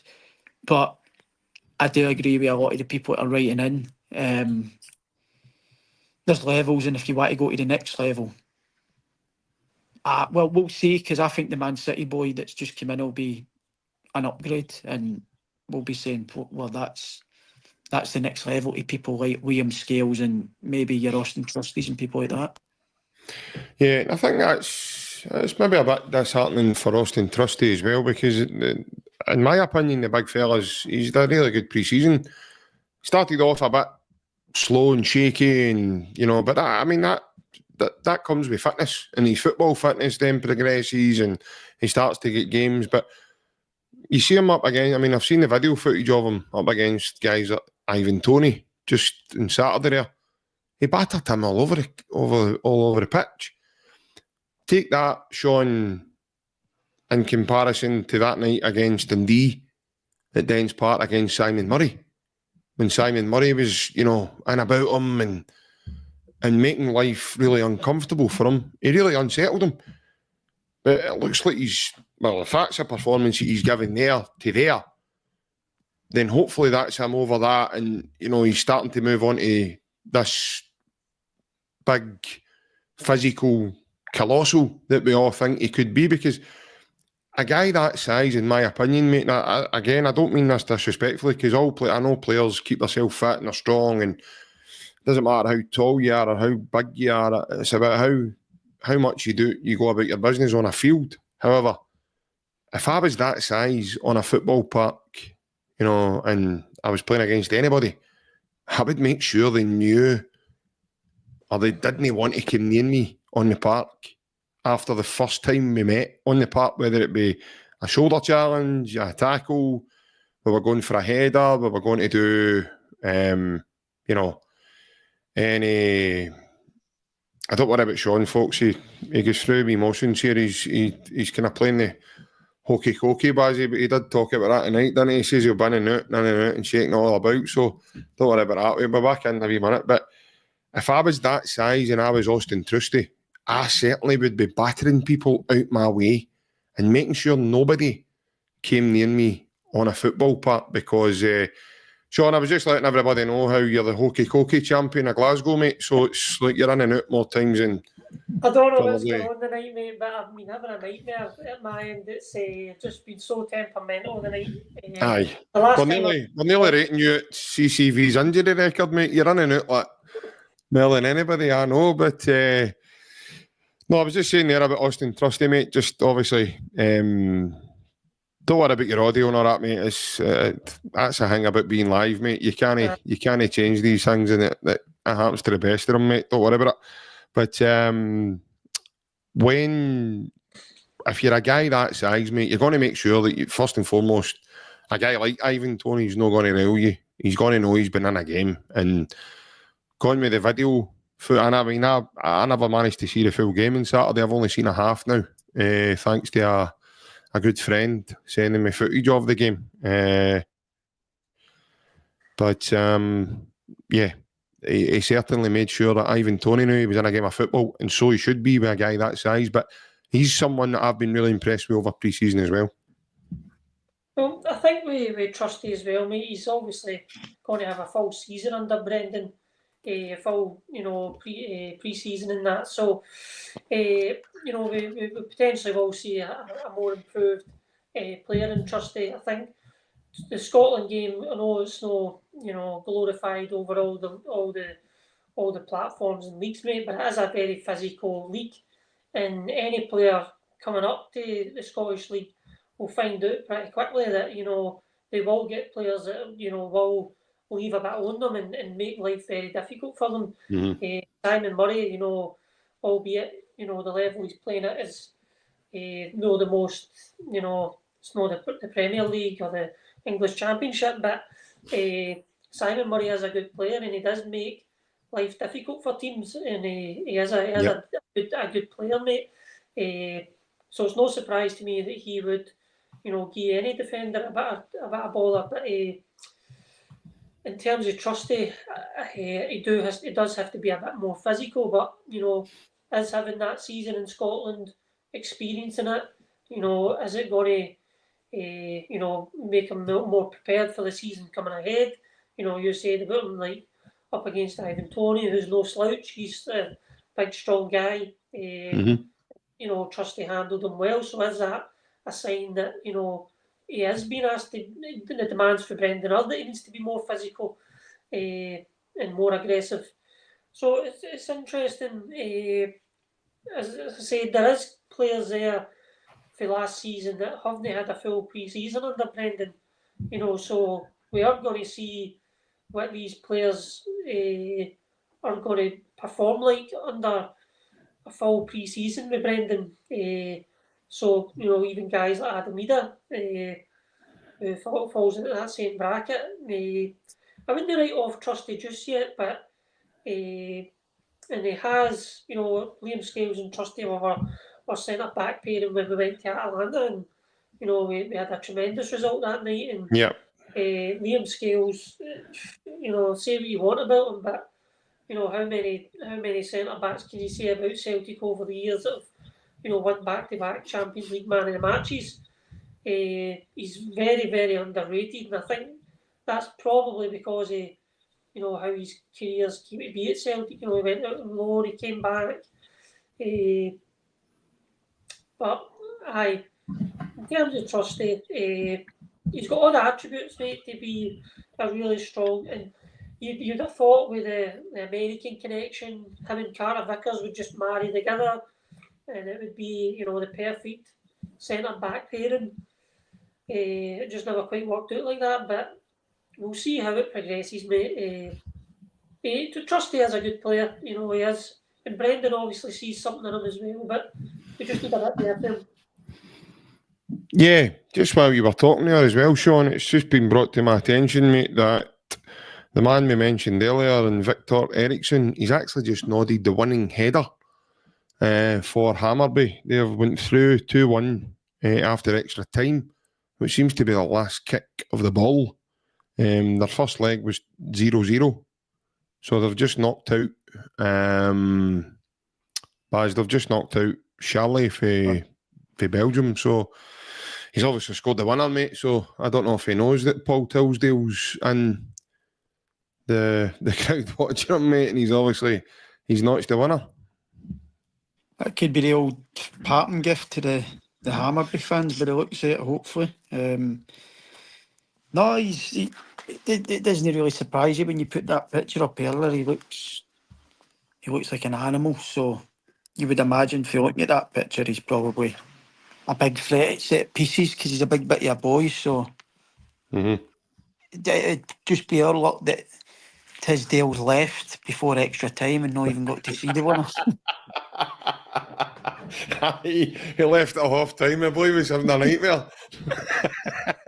He scored the winner. And Paul Tilsdale was on his phone like, oh, no, he's sitting on the aeroplane and on the way home.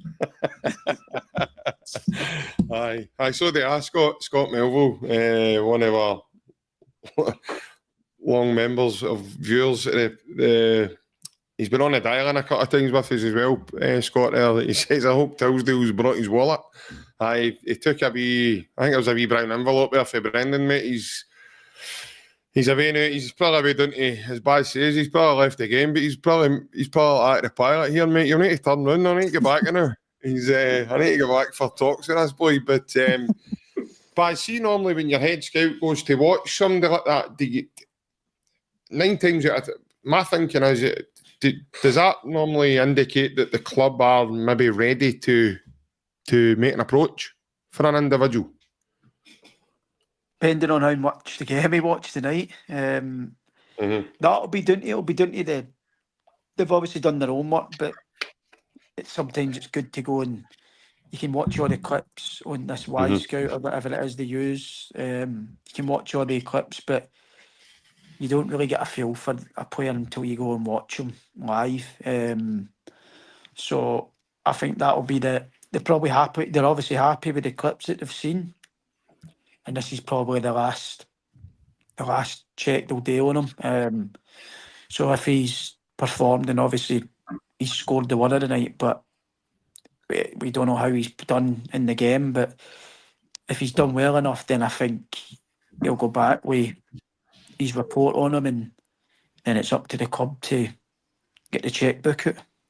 Yeah, Sean. Obviously, before tonight, it was reported that his value was $2 million. I'd imagine now that's went to 6 suddenly because he's just notched the winner in the European tie. Well, this is it, mate. When you perform well, it just goes up. I'd seen one of the viewers saying about needs to get their wallet out, and I was thinking to myself, please don't go into the financial chat about Celtic because we could be here all night. I was listening to the phone another night there, and there was a guy on slating the board. They need to get their money out, and there seems to be always this like underlying theme that Brendan's making these subliminal messages out there that he's not happy and he's not getting money to spend. So I think that the money's obviously there. It's just is it going to be somebody that fits the module of what Celtic's looking for? Are they going to be? How quick's the deal going to be done as well? How is this team, as you said, are they going to put a higher value on them now because they do know Celtic's scouting them? We'll find out over the coming weeks, mate. But if the board and Brendan have identified this guy as somebody that they want to bring in, the money's there. Go get him.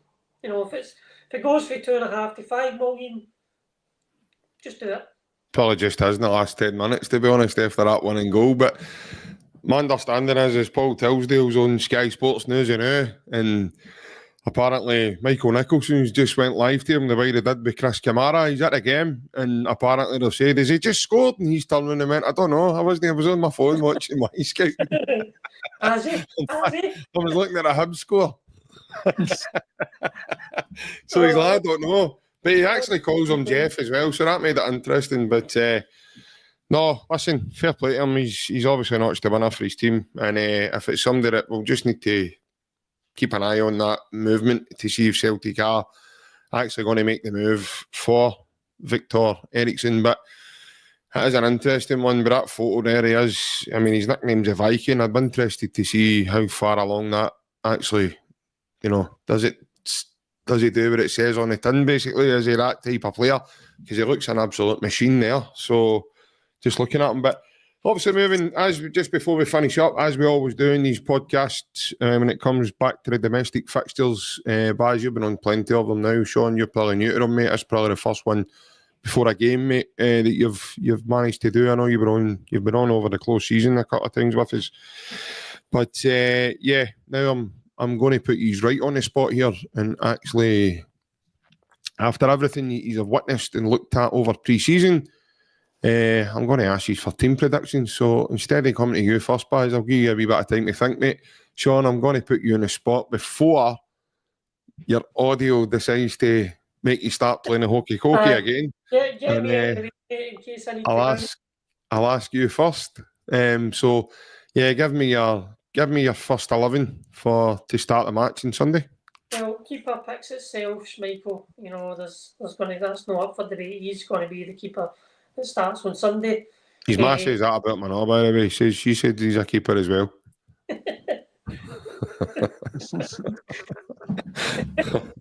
You had to just get that in there, didn't you?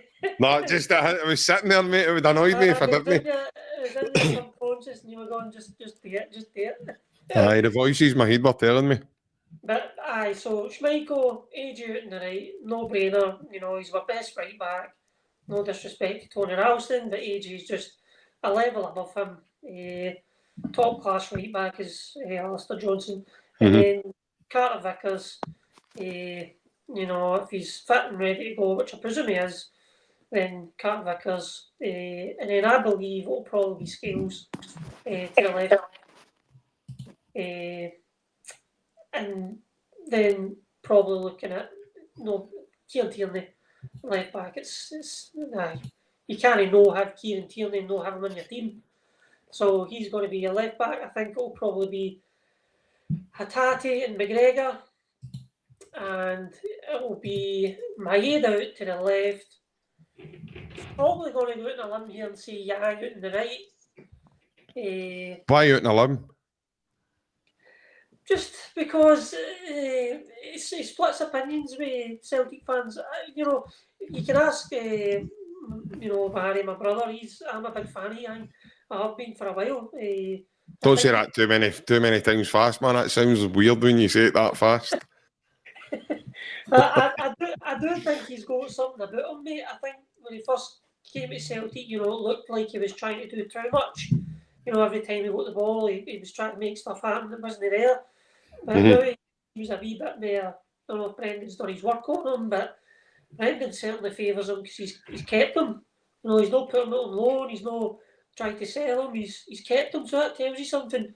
So I think Yang will play out in the right, and I think it'll be either through the middle and Mirren sitting behind in the number 10. Or potentially Andy Engels. You know, kind of, I'm splitting myself. I said to Barry earlier on when I was at work talking to him, that it would probably be, I think he would start with Engels, but Nygren has really impressed in pre-season, so it would be difficult to say he wouldn't be put in the team. But that would be my 11, mate. Okay. What about yourself, Buzz? I think, no, for what Sean said, I'll go for Casper in goal. I think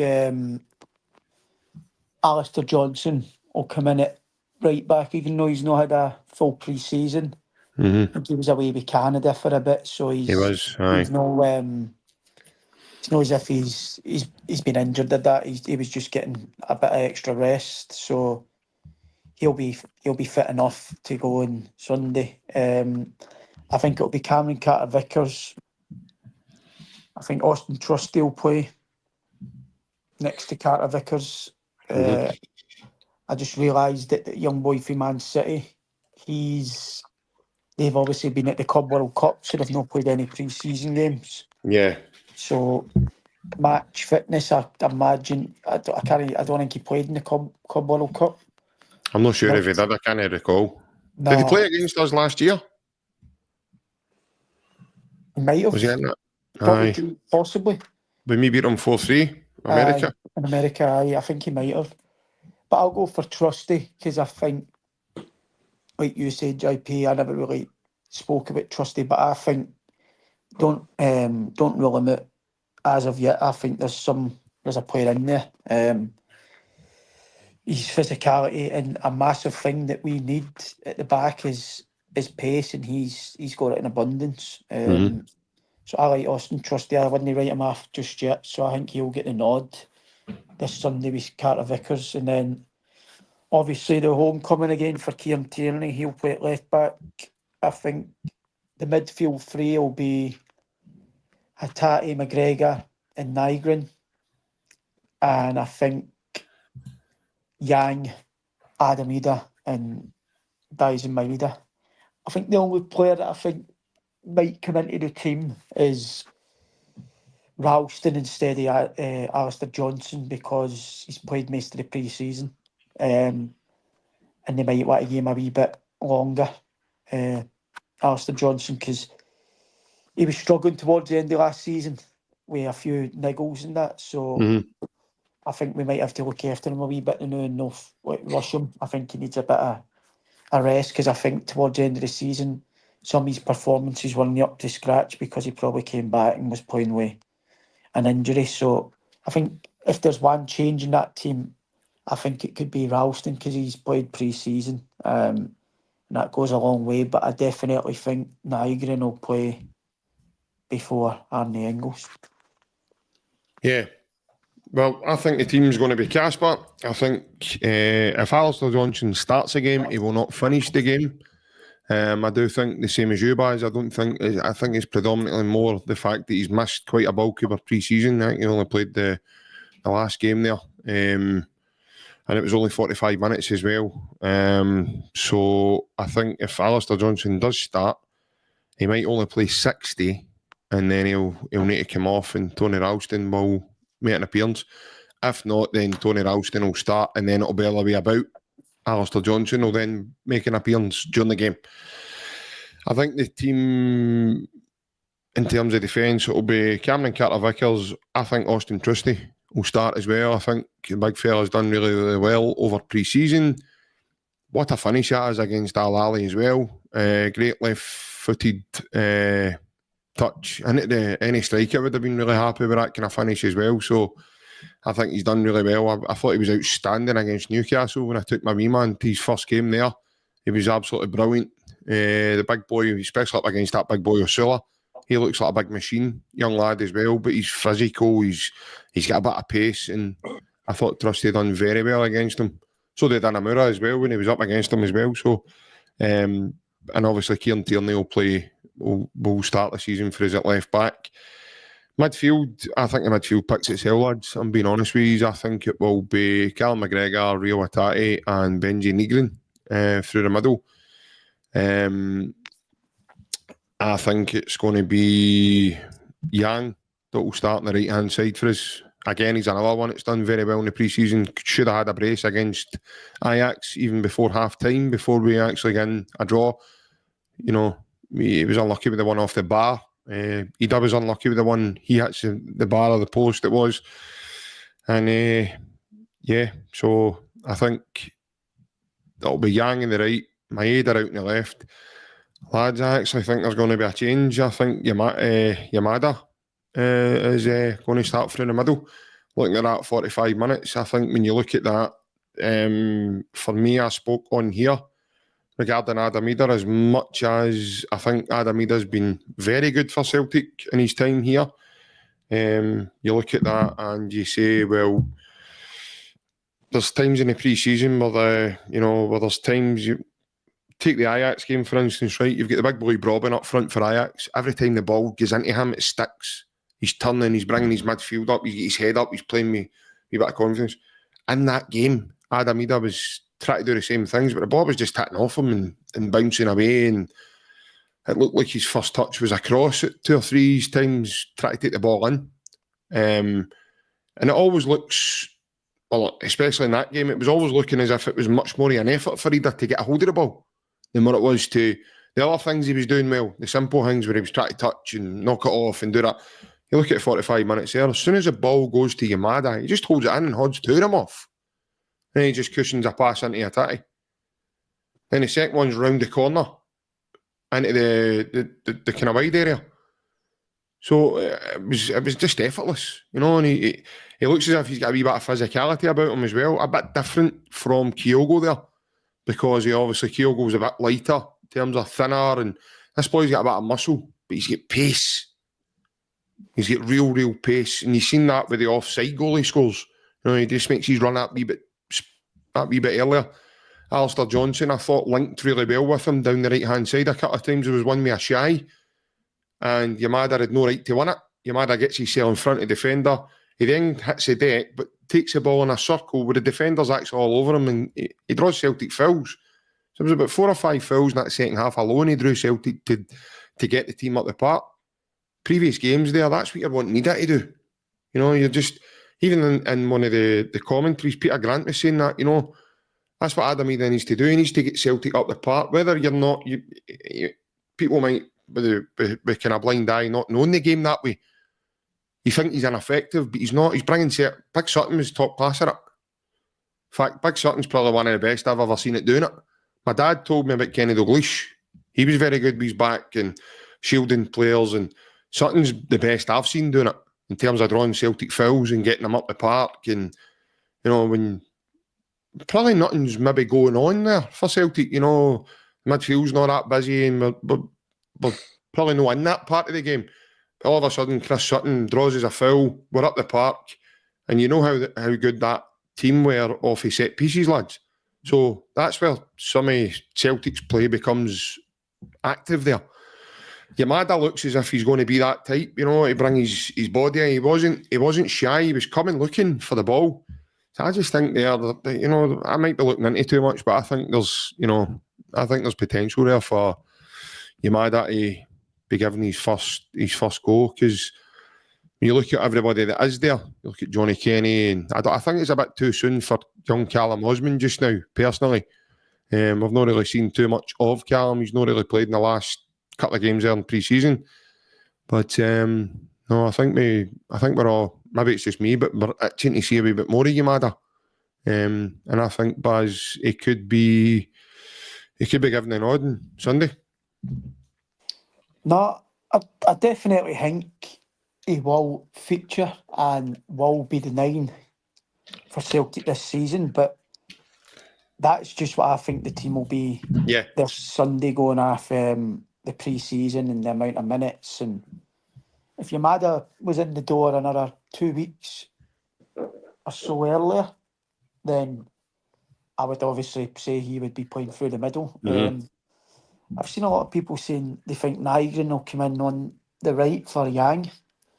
He doesn't come across as a winger for me, from what I've seen. I might be wrong. I know people said he's played there, but from the games that I've watched, I couldn't imagine him playing as a Celtic winger the way Brendan wants his wingers to play. So I think he's a shoe-in to play in the middle. And even if Arne Engels does play in the middle, I still think Yang will play wide. I can't see Nygren playing wide in this Celtic team. No, neither they are. I can't picture it. For what I've seen of him, he doesn't strike me as a winger, but I might be wrong. But I just think it will be Nygren will get his goal in the middle for what I've seen. You normally see in pre-season as well, managers will keep players together for every game that they think. So, like, for what I'm trying to say is the 3 midfielders that have played most of the pre-season together was Hatate, McGregor and Nygren.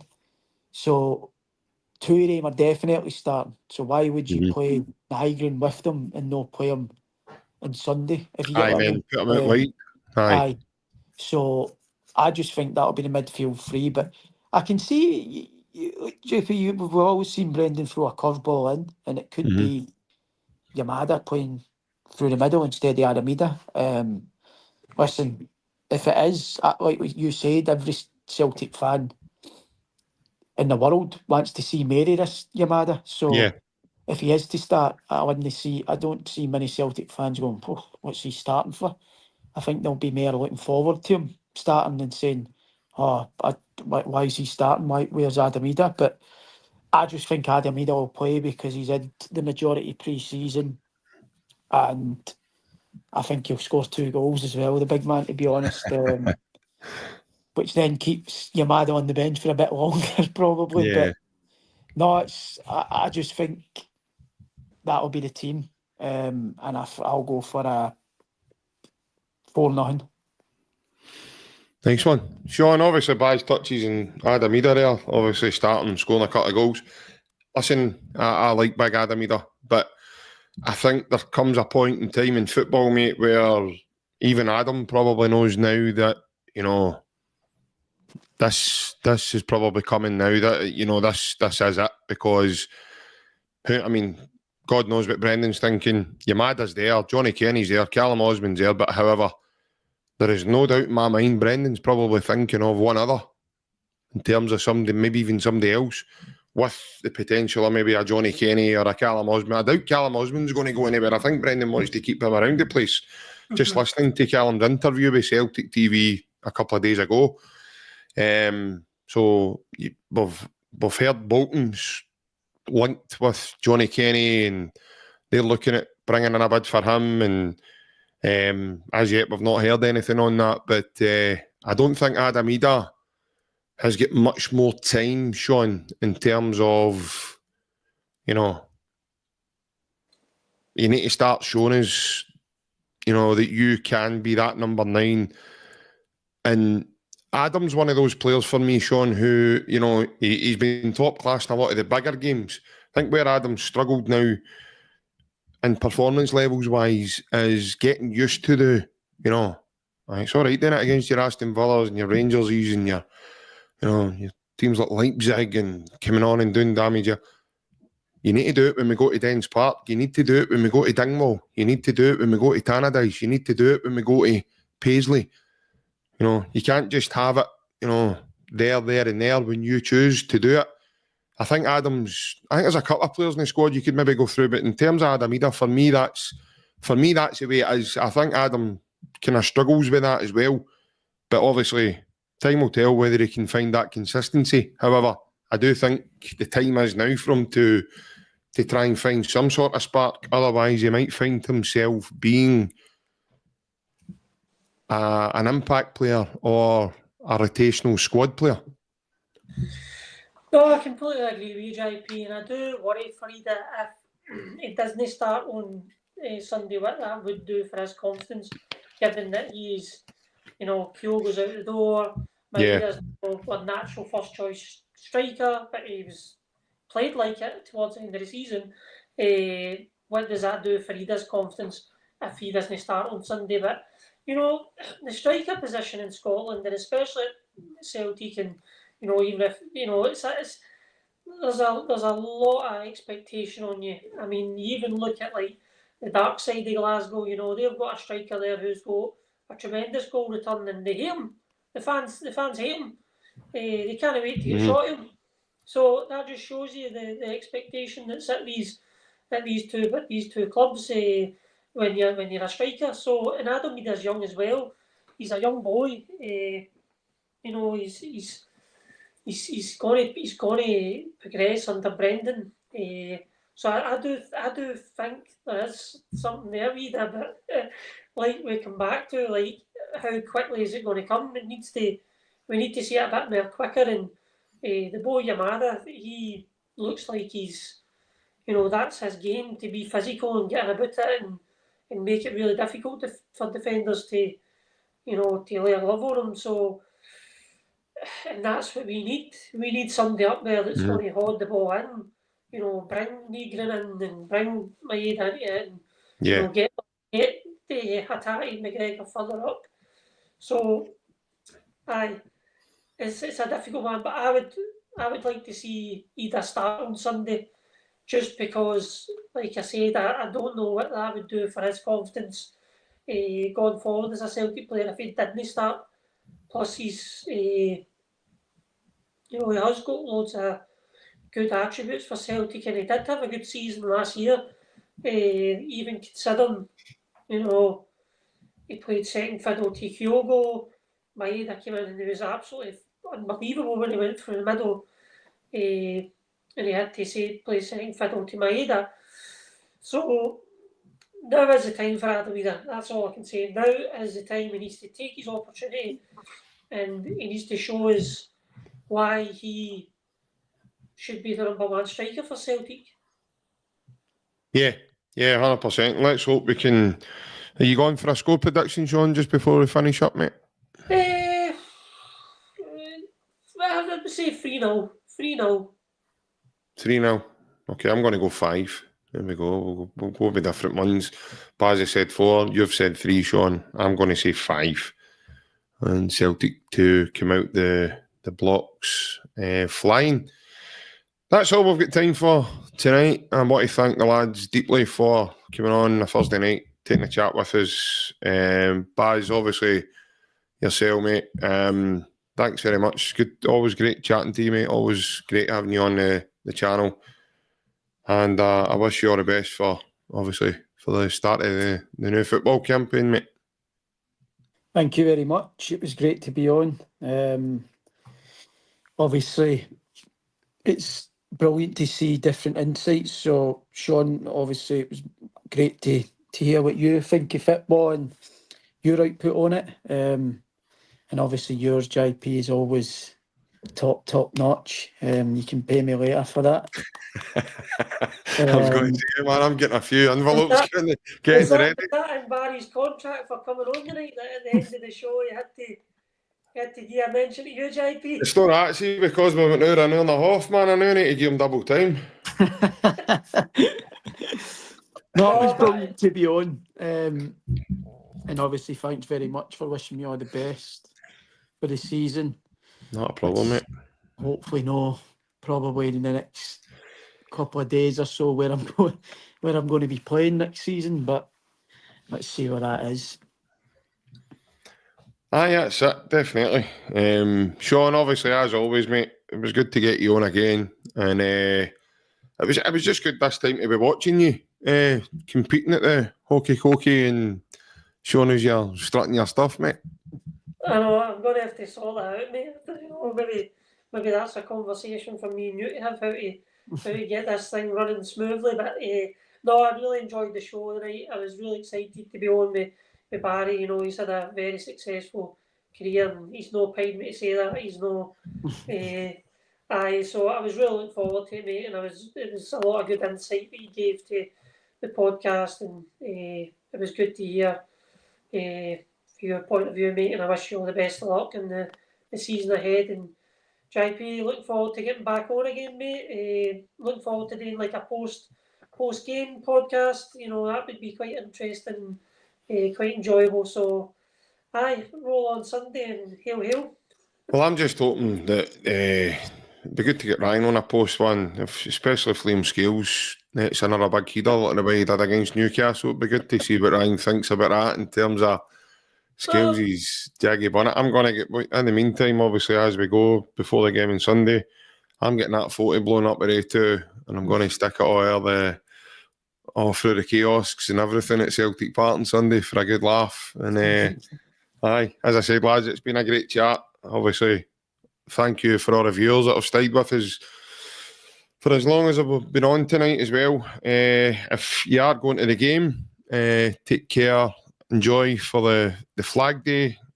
Let's get the show on the road, as they say, and let's get off to a good start in the new season. If you're watching the game at home, enjoy that too. If you are with us and you are new to the channel, please hit the like button and the subscribe. It does go a long way in helping the channel. Obviously, it helps us to get guys like Barry Bannan on with us. Especially obviously because his fees now went up after a year and a half a night. So definitely click that button, folks, if you can.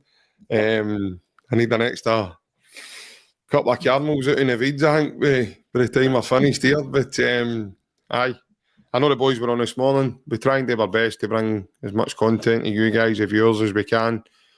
And take care, hail, and we'll get ready for a new season. We'll see you all soon. Bye-bye. Hail. See you later. Bye-bye. Have a good night.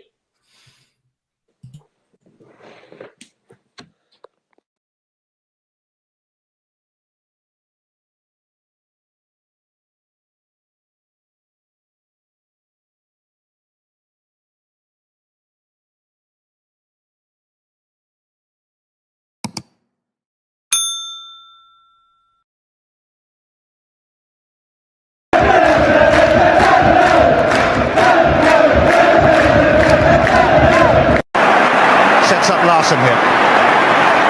Larsson. Oh, he's in! Henrik Larsson! That is sensational! O'Reilly. How about that for a pass? Jota! How about that for a finish? That is Jota for you! In for Henrik Larsson. And Moravcik! His first goal for Celtic! Here is Shunsuke Nakamura! Exquisite!